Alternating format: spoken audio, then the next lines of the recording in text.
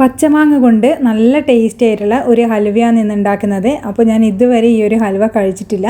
അപ്പോൾ മാങ്ങ കിട്ടിയ സമയത്ത് ഒന്ന് ട്രൈ ചെയ്ത് നോക്കിയതാണ്. വളരെയധികം ടേസ്റ്റി ആയിട്ടുള്ള ഒരു ഹൽവയാണ്. അതുപോലെ തന്നെ കുട്ടികൾക്ക് നന്നായിട്ട് ഇത് ഇഷ്ടപ്പെടും. കുറച്ച് മധുരവും അതുപോലെ തന്നെ ചെറിയൊരു പുളിപ്പും ഉള്ളൊരു ഹൽവയാണ്. അതുപോലെ നമ്മൾ ഒരുപാട് മണിക്കൂറുകളൊന്നും ഇത് ഉണ്ടാക്കാൻ വേണ്ടിയിട്ട് ചിലവാക്കേണ്ട ആവശ്യമില്ല. ഒരു 20 മിനിറ്റ് മുതൽ ഒരു 30 മിനിറ്റ് വരെ മാത്രം മതിയാകും. അതുപോലെ തന്നെ നമുക്ക് ബേക്കറി കിട്ടുന്ന ആ ഒരു ടൈപ്പ് ഹൽവ ഉണ്ടാക്കിയെടുക്കാൻ പറ്റും. ഇനി നമുക്ക് ബേക്കറിയിൽ നിന്നൊന്നും കുട്ടികൾക്ക് വാങ്ങിക്കൊടുക്കാണ്ട് വീട്ടിൽ തന്നെ ഇതുപോലെ നല്ല ഹെൽത്തി ആയിട്ട് ഹൽവ ഉണ്ടാക്കിയെടുക്കാൻ പറ്റും. അപ്പോൾ നമുക്ക് പലതരത്തിലുള്ള ഹൽവ പല വെജിറ്റബിൾസും ഫ്രൂട്ട്സും വെച്ചിട്ടും ഒക്കെ ഉണ്ടാക്കിയെടുക്കാൻ പറ്റും. അപ്പോൾ ഈ ഒരു പച്ചമാങ്ങ ഹൽവ ഉണ്ടാക്കാൻ വേണ്ടിയിട്ട് ഞാനിവിടെ 4 ചെറിയ സൈസിലുള്ള മാങ്ങയാണ് എടുക്കുന്നത്. അപ്പോൾ വലിയ മാങ്ങയാണെങ്കിൽ ഒരു 2 എണ്ണം മതിയാകും. അപ്പോൾ ചെറുതായതുകൊണ്ടാണ് ഞാൻ 4 എണ്ണം എടുത്തത്. അപ്പോൾ ഇതെന്ന് പറയുമ്പോൾ നമ്മൾ എടുക്കുന്ന മാങ്ങ എന്ന് പറയുമ്പോൾ കുറച്ച് മധുരവും അതുപോലെ തന്നെ കുറച്ച് പുളിയുള്ള മാങ്ങയാണ് എടുക്കുന്നത്. അപ്പോൾ പച്ചമാങ്ങ ഹൽവ ആയതുകൊണ്ട് തന്നെ കുറച്ച് പുളി വേണം നമുക്കിത് ഉണ്ടാക്കിയെടുക്കുമ്പോൾ. അപ്പോൾ ഇത് നല്ലപോലെ കഴുകിയിട്ട് അതിൻ്റെ തൊലിയൊക്കെ ഒന്ന് കളഞ്ഞെടുത്തിട്ടുണ്ട്.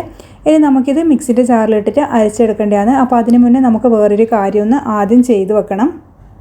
അപ്പോൾ അലുവ സെറ്റ് ചെയ്യാനുള്ള പാത്രം നമ്മൾ ആദ്യം ഒന്ന് റെഡിയാക്കി വെക്കണം. അപ്പോൾ അലുവ ഉണ്ടാക്കി കഴിഞ്ഞ് കഴിഞ്ഞാൽ പെട്ടെന്ന് തന്നെ നമുക്കിത് പാത്രത്തിലേക്ക് മാറ്റേണ്ടതാണ്. പിന്നെ നമുക്ക് ടൈം കിട്ടില്ല.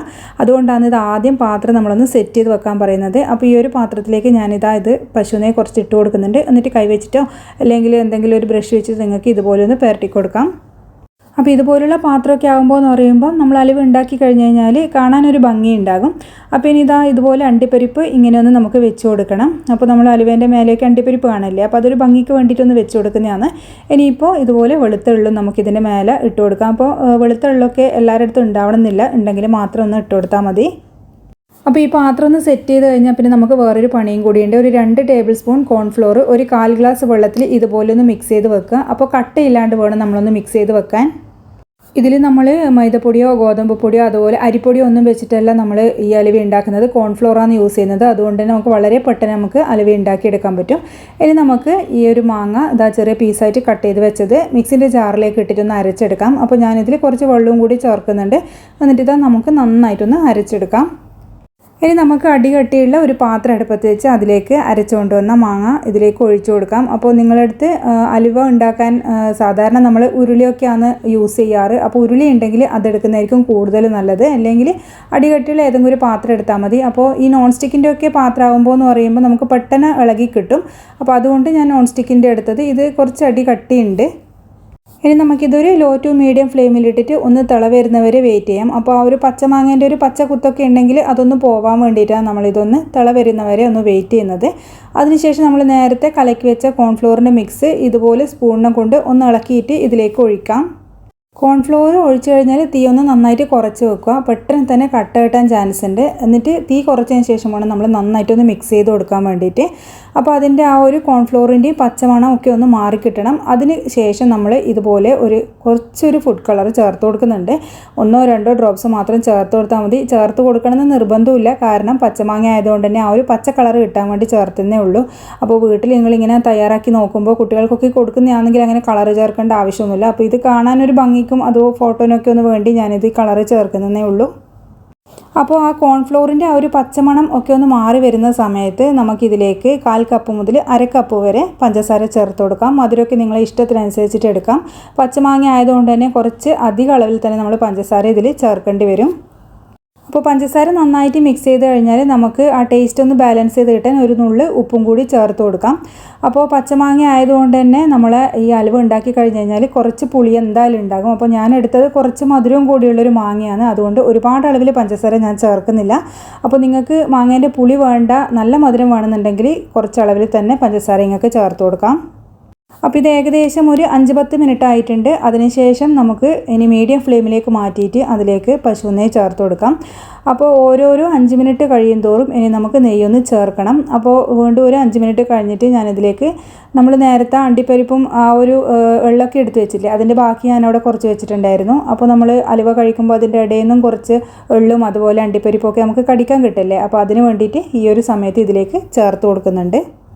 അപ്പോൾ ആദ്യമൊക്കെ നമുക്ക് ഇതൊന്ന് വറ്റി കിട്ടാൻ വേണ്ടിയിട്ട് കുറച്ച് തീ കൂട്ടി വെച്ചിട്ടൊക്കെ ഒന്ന് വറ്റിച്ചെടുക്കാം. അപ്പോൾ അതുപോലെ തന്നെ ഞാൻ നേരത്തെ പറഞ്ഞ പോലെ 5 മിനിറ്റ് കൂടുന്തോറും ആ ഒരു പശുനെയ്യ് ചേർത്ത് കൊടുക്കുക. എന്നാൽ മാത്രമേ നമുക്ക് ആ ഒരു ടെക്സ്ചർ കറക്റ്റായിട്ട് കിട്ടുള്ളൂ. അപ്പോൾ നല്ല സോഫ്റ്റ് ആയിട്ടുള്ള അലുവ വേണ്ടെങ്കിൽ 20 മിനിറ്റിനുള്ളിൽ തന്നെ നിങ്ങൾക്കിത് വാങ്ങിയിട്ട് സെറ്റ് ചെയ്യാൻ വെക്കാം പാത്രത്തിലേക്ക്. അപ്പോൾ ഞാൻ ഇവിടെ എല്ലാവർക്കും കുറച്ച് നല്ല വലിയ ടൈപ്പിലുള്ള അലുവയാണ് ഇഷ്ടം. അതുകൊണ്ട് കുറച്ച് നല്ലോണം തന്നെ ഞാൻ ഇതാക്കിയെടുക്കുന്നുണ്ട്. ഒരു അര മുതൽ 3/4 മണിക്കൂർ വരെ ഞാൻ ഇതാക്കിയെടുക്കുന്നുണ്ട്. അപ്പോൾ നിങ്ങൾക്ക് നല്ല സോഫ്റ്റ് അലുവ വേണമെങ്കിൽ ഒരു 20 മിനിറ്റ് കൊണ്ട് തന്നെ നമുക്കിത് ഈ ഒരു സമയത്ത് ഇത് അങ്ങ് തീ ഓഫ് ചെയ്യാം. അപ്പോൾ നമ്മൾ ബേക്കറി പോയി കഴിഞ്ഞാൽ തന്നെ പലതരത്തിലുള്ള അലുവ അവിടെ കാണാറുണ്ടല്ലേ. അപ്പോൾ നമ്മളൊന്ന് ചിലപ്പോൾ ടേസ്റ്റ് ചെയ്ത് നോക്കുമ്പോൾ ചിലത് ഭയങ്കര സോഫ്റ്റ് ആയിരിക്കും, ചിലതിങ്ങനെ വേഗത്തിൽ പൊട്ടിപ്പോകുന്നുണ്ടാവും, അതുപോലെ ഭയങ്കര വെലിച്ചിലുള്ളതുണ്ടാകും. അപ്പോൾ വെലിച്ചിലുള്ള അലുവയാണ് നല്ല ടേസ്റ്റും ഉണ്ടാവുക, അതുപോലെ തന്നെ കുറച്ച് കാലം അത് നിൽക്കുകയും ചെയ്യും, പുറത്തൊക്കെ അങ്ങനെ മോശമായി പോകാണ്ട് നിൽക്കുകയും ചെയ്യും. അപ്പോൾ ഇതാ ഞാനിങ്ങനെ ഇളക്കിക്കൊണ്ടേ ഇരിക്കുന്നുണ്ട്. ഏകദേശം ഒരു അരമണിക്കൂർ കഴിഞ്ഞിട്ടുണ്ട്. ഇടയ്ക്കിടെ പശുനെയ്യ് ഇങ്ങനെ ചേർക്കുന്നുണ്ട്. അപ്പോൾ കണ്ടില്ലേ നിങ്ങൾ, ഈ ഒരു അലുവ നല്ല ടെക്സ്ചറിലേക്ക് മാറിയിട്ടുണ്ട്. അപ്പോൾ നമ്മൾ എന്ത് അലുവ ഉണ്ടാക്കുമ്പോഴും ഇങ്ങനെ ഒരുപാട് സമയം ഇളക്കിക്കൊണ്ടിരിക്കണം. അതാണ് ഇതിൻ്റെ മെയിൻ പോയിൻ്റ് എന്ന് പറയുന്നത്. പക്ഷേ നമ്മളിപ്പോൾ കോൺഫ്ലോറൊക്കെ ചേർത്തത് കൊണ്ട് തന്നെ നമുക്ക് പെട്ടെന്ന് തന്നെ 20 മിനിറ്റ് കൊണ്ട് തന്നെ അലുവ ഉണ്ടാക്കിയെടുക്കാൻ പറ്റും. അപ്പോൾ നമ്മൾ അലുവ നല്ല ടെക്സ്ചറിൽ കിട്ടിയിട്ടുണ്ട്. അപ്പോൾ ഇത് കാണുന്നതിൽ നമുക്ക് പാനിൽ നിന്ന് നന്നായിട്ട് തന്നെ വിട്ട് വരുന്നുണ്ട്, നല്ലൊരു ടെക്സ്ചറിലായിട്ട് കിട്ടിയിട്ടുണ്ട്. ഇനി നമുക്ക് ഫ്ലെയിം ഓഫ് ചെയ്തിട്ട് പാത്രത്തിലേക്ക് സെറ്റ് ചെയ്യാൻ വെക്കാം. എനിക്ക് ഏകദേശം ഒരു അരമണിക്കൂറിന് മേലെ വന്നിട്ടുണ്ടായിരുന്നു. അതാണ് ഞാൻ പറഞ്ഞത്, ഞാൻ കുറച്ച് നല്ല വെലിച്ചിലുള്ള ഇതാണ് ആക്കിയെടുക്കുന്നത്, അതുകൊണ്ടാണ് അരമണിക്കൂറിന് മേലെ എനിക്ക് വന്നത്. അപ്പോൾ ഇത് ഇത്രയും മതിയാകും. ഇനി നമുക്ക് ഫ്ലെയിം ഓഫ് ചെയ്തിട്ട് പാത്രത്തിലേക്ക് മാറ്റാം. അപ്പോൾ ഇതാ ഞാൻ നേരത്തെ സെറ്റ് ചെയ്ത് വെച്ച പാത്രത്തിലേക്ക് മാറ്റി കൊടുക്കുന്നുണ്ട്. അപ്പോൾ അതാണ് ഞാൻ നേരത്തെ പറഞ്ഞത്, കാരണം നമ്മൾ ഈ അലുവ ഉണ്ടായിക്കഴിഞ്ഞാൽ പിന്നെ നമ്മൾ റെസ്റ്റ് ചെയ്യാൻ വെക്കൂല, അത് പിന്നെ വേഗം കട്ടയായി പോകും. അതുകൊണ്ട് നമ്മൾ ഈ പാത്രം നേരത്തെ ഒന്ന് സെറ്റ് ചെയ്ത് വെക്കണം എന്നുള്ളത്. അപ്പോൾ സ്പാറ്റിൽ വെച്ചിട്ടോ അല്ലെങ്കിൽ ഏതെങ്കിലും ഒരു സ്പൂണിൽ ഒന്ന് പശുനെയ്യ് തടയിട്ടോ ഇതുപോലെ ഒന്ന് നമുക്ക് പ്രസ് ചെയ്ത് കൊടുക്കാം. എന്നാലേ ആ ഒരു ഷേപ്പ് നമുക്ക് കിട്ടുള്ളൂ. നല്ലോണം തന്നെ പ്രസ് ചെയ്ത് കൊടുക്കണം, എന്നാലേ ആ ഒരു ഹോളൊക്കെ, അതിൻ്റെ ഇടയിലുള്ള ഹോളും ആ ഒരു എയർ സ്പേസൊക്കെ ഒന്ന് മാറിയിട്ട് നല്ല ടെക്സ്ചറിൽ നമുക്ക് കിട്ടുള്ളൂ, അല്ലെങ്കിൽ അതിൻ്റെ ഇടയിൽ ഗ്യാപ്പ് വരാനുള്ള സാധ്യതയുണ്ട്. അപ്പോൾ ഞാനിതാ ഇതുപോലെ സ്പൂൺ കൊണ്ടും ഒന്ന് നന്നായിട്ട് തന്നെ പ്രസ് ചെയ്ത് കൊടുക്കുന്നുണ്ട്. നിങ്ങൾക്ക് കാണുമ്പോൾ മനസ്സിലാവും നല്ല അടിപൊളി അലുവയാണ്, നല്ല പശുനെയ്യൊക്കെ ആയിട്ട്. അപ്പോൾ ഞാൻ ഒരുപാട് എണ്ണ, അതായത് പശുനെയ്യ് തന്നെ ഇതിലേക്ക് ചേർത്തിട്ടുണ്ടായിരുന്നു. അപ്പോൾ ഇനി നമുക്കിത് ഏകദേശം ഒരു 4-5 മണിക്കൂർ കഴിഞ്ഞിട്ട് നന്നായിട്ട് തണുത്തതിന് ശേഷം മാത്രമേ ഇത് കട്ട് ചെയ്യാൻ പാടുള്ളൂ. അല്ലെങ്കിൽ നിങ്ങൾക്ക് ഒരു പിറ്റേന്ന് രാവിലെയോ അല്ലെങ്കിൽ വൈകുന്നേരം ഒക്കെ ഒന്ന് കട്ട് ചെയ്യാം. അങ്ങനെ ആണെങ്കിൽ മാത്രമേ നമുക്ക് നല്ല സെറ്റായിട്ട് കിട്ടുള്ളൂ. അപ്പോൾ ഞാനിത് ഏകദേശം ഒരു 5-6 മണിക്കൂർ കഴിഞ്ഞിട്ട് ഒന്ന് കട്ട് ചെയ്യുന്നുണ്ട്. അപ്പോൾ നല്ല പെർഫെക്റ്റ് ആയിട്ട് തന്നെ നമുക്ക് കിട്ടിയിട്ടുണ്ട്. അപ്പോൾ ഇത് ഒരുപാട് നെയ്യ് ചേർത്തുകൊണ്ട് തന്നെ ആ ഒരു നെയ്യിൻ്റെ കളറാണ് മേലെ കിട്ടുന്നത്. നമ്മൾ നേരത്തെ കണ്ട പോലത്തെ ആ ഒരു പച്ച കളറല്ല, നല്ല നെയ്യുണ്ട്. ഫ്രിഡ്ജിലൊക്കെ വെക്കുമ്പോൾ നെയ്യ് ഇങ്ങനെ മേലെ ഇങ്ങനെ ആ ഒരു വെള്ള കളറിൽ തന്നെ വെക്കുന്നുണ്ടായിരുന്നു. അപ്പോൾ പാത്രത്തിലേക്ക് നമുക്ക് പെട്ടെന്ന് തന്നെ ഇത് വീണ് കിട്ടും. സൈഡൊക്കെ ഒന്ന് ഇളക്കി കൊടുത്തു കഴിഞ്ഞാലും പെട്ടെന്ന് തന്നെ നമുക്കിത് വീണ് കിട്ടും. അപ്പോൾ ചില ആൾക്കാർക്കൊക്കെ ഒരുപാട് നെയ്യുള്ള അലുവയായിരിക്കും ഇഷ്ടം. എന്നാൽ നെയ്യ് അധികം ഇഷ്ടമില്ലാത്തവർ ഇത്ര അളവിൽ ചേർക്കേണ്ട ആവശ്യമില്ല. അപ്പോൾ അലുവ പോലെ തന്നെ നമ്മളിപ്പോൾ കേക്കൊക്കെ റെഡിയാക്കിയിട്ട് വെച്ച് കഴിഞ്ഞാലും പിറ്റേന്നത്തേക്ക് മാത്രമേ കട്ട് ചെയ്യുമ്പോൾ അതിൻ്റെ ആ ഒരു ടേസ്റ്റ് നമുക്ക് കിട്ടുള്ളൂ. അതായത് ആ ഒരു മധുരം നമ്മൾ അന്നത്തെ ദിവസം ഒന്ന് കട്ട് ചെയ്യുമ്പോൾ ആ ഒരു മധുരം അതിൽ കിട്ടില്ല. പിറ്റേന്ന് നമ്മൾ കട്ട് ചെയ്യുമ്പോഴാണ് മധുരമൊക്കെ പിടിച്ചിട്ട് നല്ല പെർഫെക്റ്റ് ആയിട്ട് കേക്കും കിട്ടുള്ളൂ, അതുപോലെ അതിൻ്റെ കളറൊക്കെ ഒന്ന് കിട്ടുള്ളൂ. അപ്പോൾ ഞാനിത് ഇതൊന്ന് കട്ട് ചെയ്ത് കാണിച്ചു തരാം. ഞാൻ നേരത്തെ പറഞ്ഞാൽ നല്ല വെളിച്ചിലുള്ള ഹലുവയാണ്. അപ്പോൾ ഇത് നല്ല എന്താ പറയുക, നമ്മൾ ചൂയിങ്കം പോലെ അല്ലെങ്കിൽ ഒയൽച്ച പോലെയൊക്കെ ഉണ്ടാവും കഴിക്കുമ്പോൾ. അപ്പോൾ വളരെ ടേസ്റ്റാണ്. അപ്പോൾ എല്ലാവരും ഒന്ന് ട്രൈ ചെയ്ത് നോക്കുക. താങ്ക്